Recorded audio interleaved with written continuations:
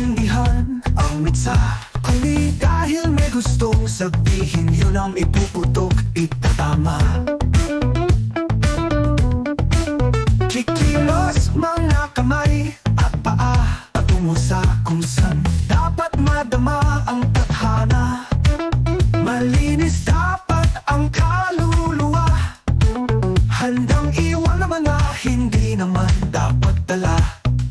Papagaspas pakpak ng katawan, lipad lang dahil walang papayagan. Maging hadlang bumabagyo, naligo sa ulan. Pagod pati ang mga ugat na nilusong sa baha.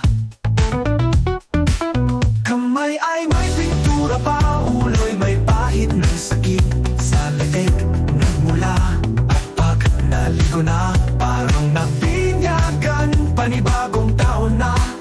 Kaninang katawan, hindi na kamukha.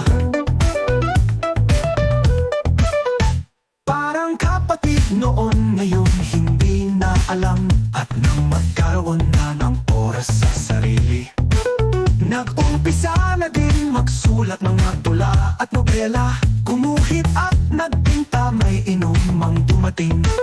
Enerhiyang panulak o kapeng sa mahalay, parang alak. Pinagliban man tanghalian o hapunan, may merienda mang mani o banana cue o walang walak. Tuloy pa rin ang pagkahak sa blankong papel ang kaganapan. Dating wala'y nagkakaroon na bigla, may palaman o wala.